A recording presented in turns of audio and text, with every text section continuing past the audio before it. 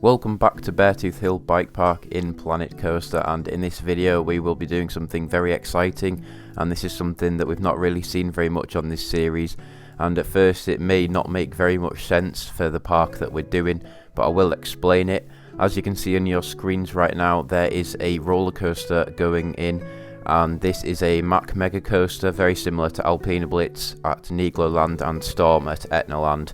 And my thought for this coaster is that it's like, you know, the park's final investment. It's the biggest investment of the park, something that's going to draw lots of guests. Even though the main purpose of this park is for bike trails, it will also have this coaster. You know, this is the main attraction that the park would be very proud to have, and I thought I would finish this series with a bang.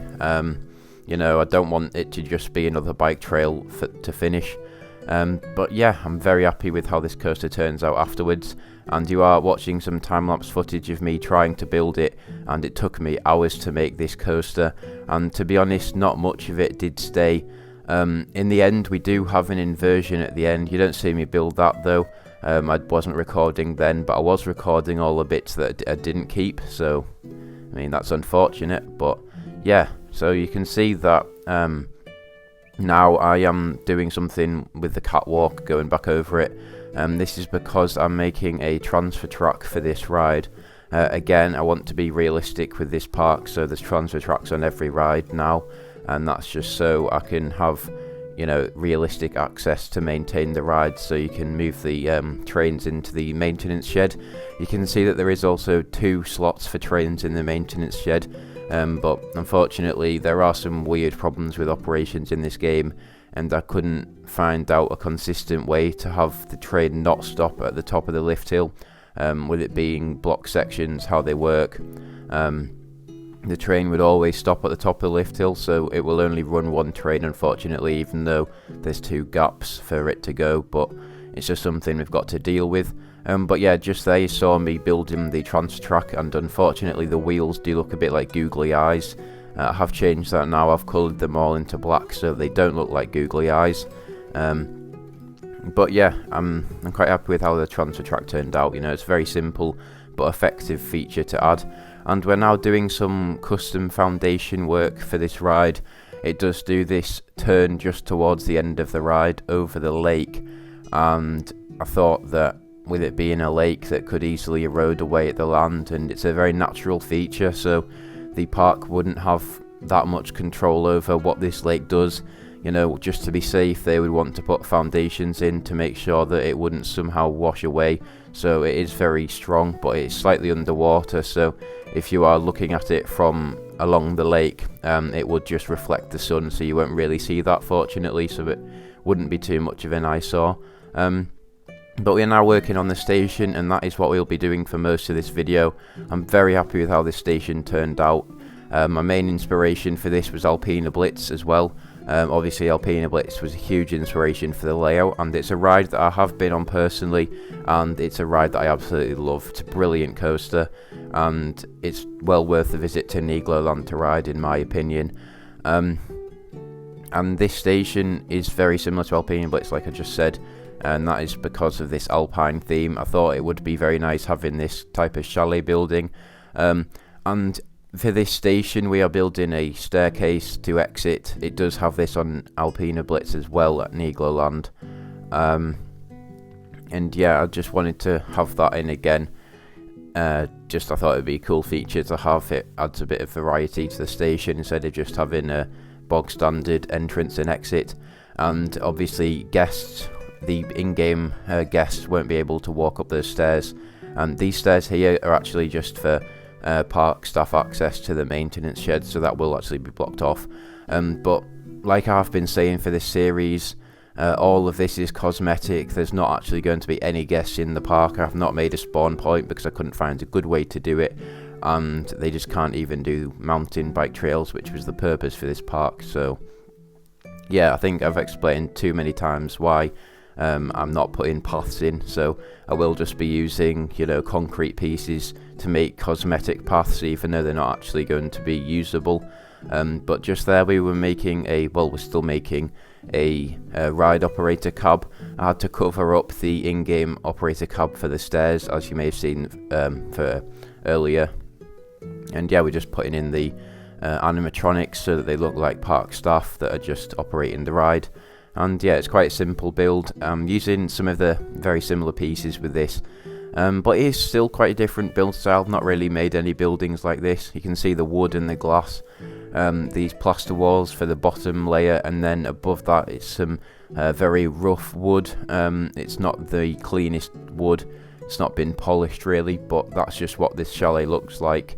And like I've been saying, Alpina Blitz's station, which I think is really beautiful, does look very similar to this in the end, and I'm very happy with the overall look of the station. But I've not talked that much about the layout of the coaster because I didn't show you much footage of that happening. So as you watch me build this station building, I will tell you about the layout of the ride.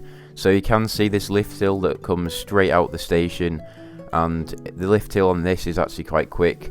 I remember Alpina Blitz having a surprisingly quick lift hill, even though it is a chain lift. Usually if it were a cable lift like on the Intamin Mega-Lite, which are very similar models, it would be a lot quicker, but it does have a quick chain lift that takes you straight up and then straight back down the drop. And I have profiled the drop so that it looks almost identical to Alpina Blitz, because I want this ride to be realistic, so that you can imagine Mack building a coaster just like this one. And then, just like Alpina Blitz again, it does do a very tight helix low to the ground, which does have lots of intensity.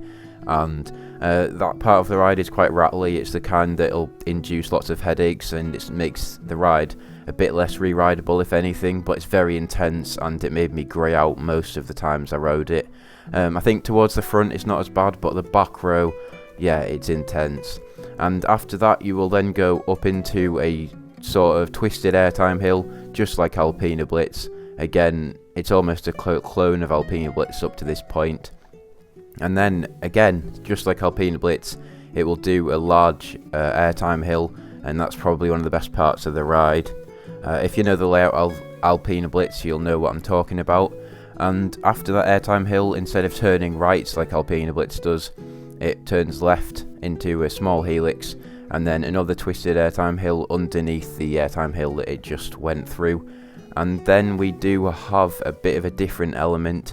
It's almost an RMC inspired element. It does sort of twist out to the side. It will throw you out of your seat with that rotation. It's hard to explain because you're not looking at the track, but if you watch the POV and the cinematic that will be coming out on the channel in the coming weeks, you'll know what I mean.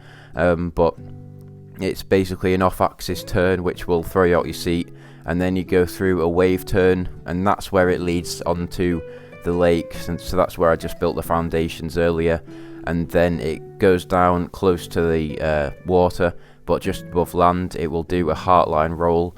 And Alpina Blitz doesn't have an inversion, but its counterpart, the same model, the other of the same model, Storm at Etnaland, does have an inversion, an inline twist towards the end.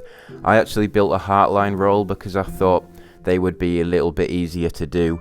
So it does have a heartline roll instead of an Alpina Blitz. Heartline rolls aren't as common to see on these Mack coasters, but it is what it is. And I think I've made the heartline roll quite smooth, which I was surprised about because usually they can be quite jittery in this game.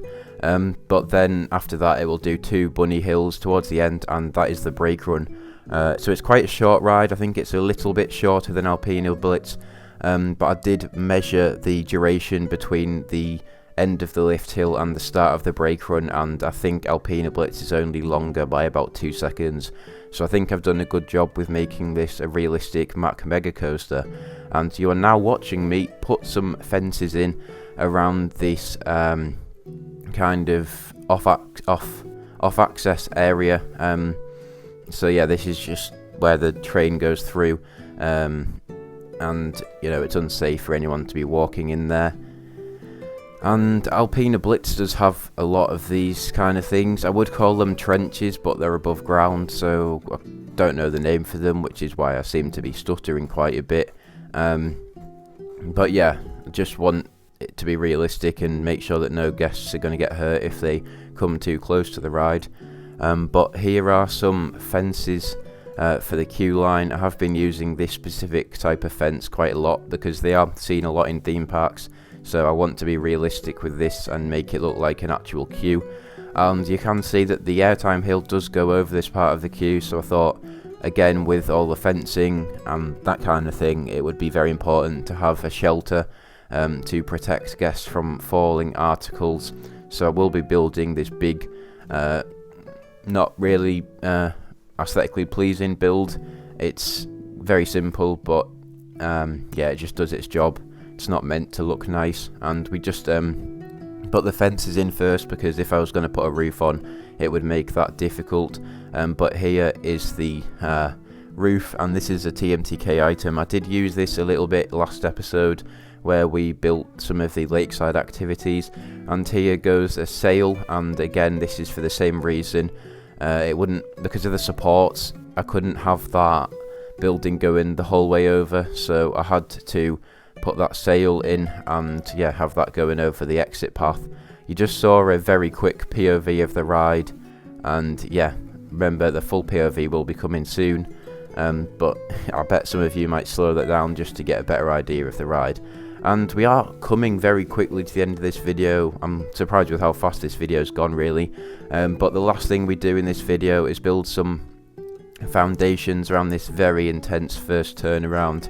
And, you know, this is also very close to the lake, which could be eroded, this part of land. So I wanted it to look very stable, look like the ride's not going to go anywhere anytime soon. And yeah, unfortunately I did put this concrete foundation piece on a slant somehow, so I had to rotate that again to make sure that it was flat. But yeah, then we just put that down a bit so that it goes all the way to the bottom of the lake bed, and then there are some of these footers going in just to make sure that it will connect realistically to the concrete, and yet again more fences. And while this isn't very close to any paths, it's still quite important because, you know, you could have deers or bears strolling into this area. But that is all from me. This video has gone quite quickly. I've had a lot to talk about with this, with it being something very new and different. But thank you so much for watching, and remember to stay tuned for the next episode, which will be the final one. So goodbye.